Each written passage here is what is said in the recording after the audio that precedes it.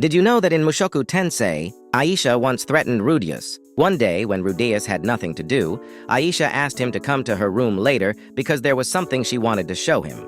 Since she hadn't specified a time, Rudys waited in her room. While there, he heard a noise and then saw a plant moving. It was a small treant.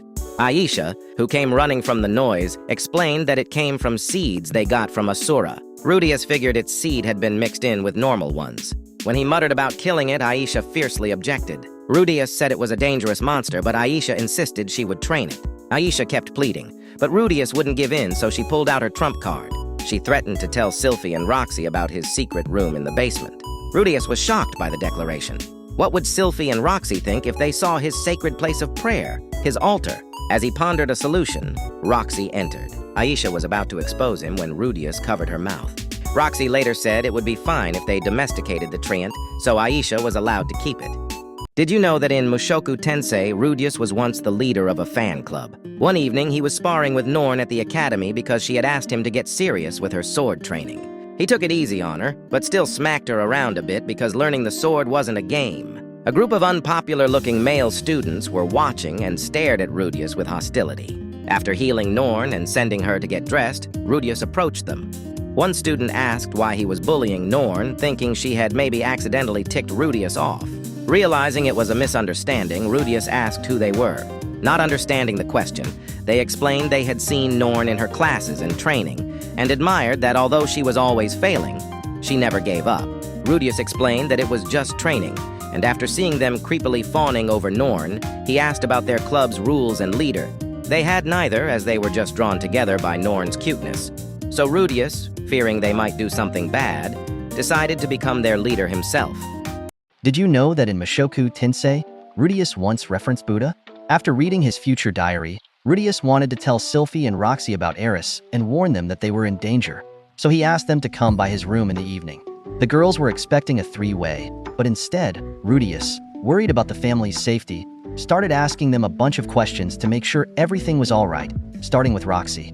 After he finished questioning Roxy, he asked Sylphie how Lucy was doing.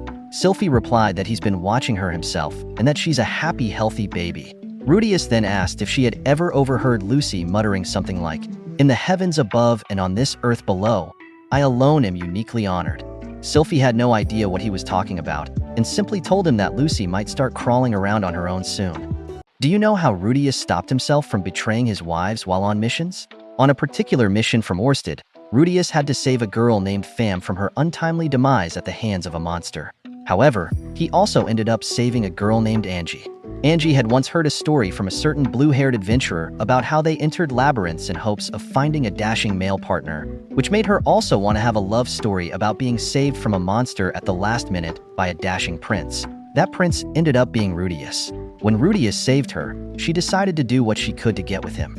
Rudys looked uncomfortable during the entire process of her trying to get closer to him, but still found himself constantly staring at her chest because her clothes had ripped.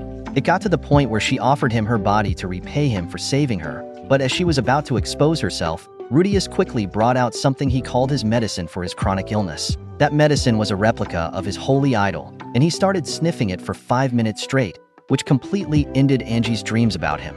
Did you know that in Mushoku Tensei, Rudys once walked in on Zenoba doing something you wouldn't want anyone to see? When Rudys returned to school after rescuing Zenith, he went to see Zenoba in his laboratory. He knocked but went inside without waiting for a reply, saying, "Breaking news, Zenoba, I'm back." Inside, he found Zenoba straddling a life-sized mannequin with an ecstatic expression on his face. Rudys and Zenoba stared at each other in silence for a few seconds before Rudys averted his eyes and closed the door without uttering a single word. As Rudys waited outside, he heard a lot of clattering inside the room, and after 10 minutes, a small voice called, "I'm ready." Rudys opened the door again and repeated the same line as before.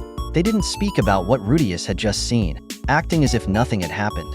Rudys thought to himself that there was no reason for either of them to feel awkward. They were best friends after all. He told himself he hadn't seen anything.